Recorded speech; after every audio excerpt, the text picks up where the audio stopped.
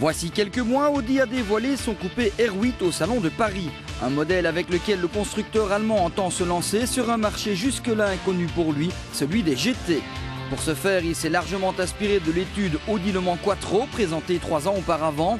Look ravageur, moteur central, transmission intégrale permanente Quattro, structure Space Frame combinant aluminium et magnésium ainsi qu'une carrosserie en aluminium pose les bases du nouveau fer de lance sportif de la marque d'Ingolstadt. Avec 1,90 m de large pour seulement 4,43 m de long et 1,25 m de haut, les proportions de la R8 sont celles d'une voiture de sport. La partie avant est dominée par le trapèze de la calandre single frame, flanquée de part et d'autre de grandes prises d'air supplémentaires. Petite première, les 4 anneaux sont ici placés sur le capot, au-dessus de la calandre. Comme sur la 5, des LED faisant fonction de feu de jour soulignent les phares logés derrière un verre transparent.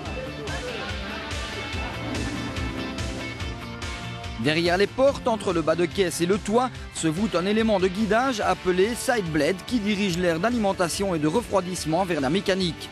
A noter aussi ce placard disgracieux prévu pour on ne sait quelle raison sur chaque flanc, mais qui peut toutefois se confondre à l'ensemble en adoptant la couleur carrosserie. Quant à l'arrière, agressif, flanqué de feux LED, de 4 embouts d'échappement et d'un diffuseur, il offre également une vue imprenable sur le moteur au travers d'une lunette transparente. Un détail indiscutablement d'inspiration italienne. C'est sans doute sous cet angle que la R8 se révèle la plus réussie.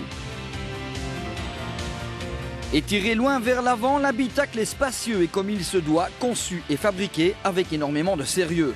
Dans le dos, on ronronne actuellement une seule motorisation, le 4 litres de V8 FSI à injection directe d'essence de la RS4.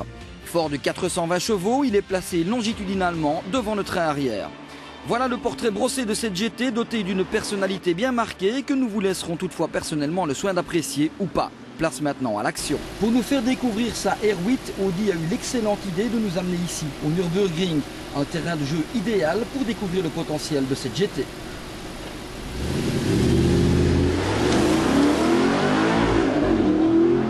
C'est au travers de différents ateliers encadrés par des professionnels comme Altfried Heger ou Jochi Klein que l'on a pu découvrir le comportement de cette biplace.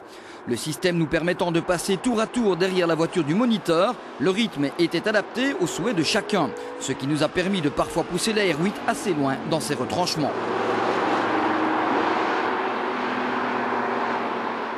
Mais avant d'en arriver là, nous avions déjà pu apprécier l'onctuosité du V8 qui est aussi très volontaire. Pas une surprise dans la mesure où nous le connaissions déjà de la RS4.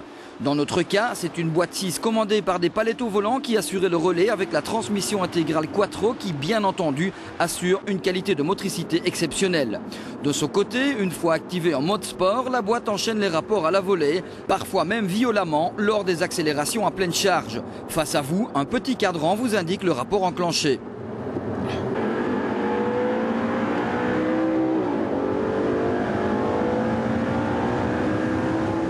Si le cap des 300 km/h peut être franchi en pointe, le 0 à 100 km/h est avalé en 4 secondes 6 et le 0 à 200 en 14 secondes 9. C'est moins bien qu'une Gallardo qui est 30 000 € plus cher, mais c'est nettement mieux qu'une Porsche Carrera 4 proposée à un prix similaire, mais avec 355 chevaux. Si l'on hausse le ton jusqu'à bousculer la belle, une tendance sous-vireuse se fait jour. De même, son véritable comportement se révèle et, aux surprises, il apparaît moins rigoureux qu'une RS4. Étrange dans la mesure où la GT pèse une petite centaine de kilos de moins que la berline et bénéficie de poids placés plus bas, ce qui suppose une meilleure efficacité de son châssis. En la poussant cette fois aux portes de ses limites, la R8 semble alors devenir joueuse, avec un train arrière qui ne rechigne pas à se dérober. Malheureusement, la fonction ESP de notre exemplaire ayant été programmée pour ne plus pouvoir être déconnectée, nous n'avons pas pu achever cette phase de test pour savoir comment se gérer cette situation. Dommage. En revanche, sur le tortueux tracé du ring, le système de freinage composé de 4 disques perforés et ventilés a lui aussi été mis à rude contribution, ce qui a permis de se rendre compte de son efficacité et de son endurance. Et pour ceux que cela ne suffirait pas, Audi propose en option des disques en céramique. Dernier petit détail, le becquet arrière se déploie automatiquement avec la vitesse pour assumer pleinement son rôle aérodynamique. À 110 000 € l'unité, l'affaire semble en effet intéressante, même s'il faut bien l'admettre, la R8 ne jouit pas encore de l'image de ses glorieuses rivales qui existent depuis bien plus longtemps qu'elle. Mais peu importe, il faut un début à tout et pour Audi, cette R8 est avant tout le symbole de ses 5 victoires consécutives conquises aux 24 heures du Mans. Le reste n'est qu'affaire de temps.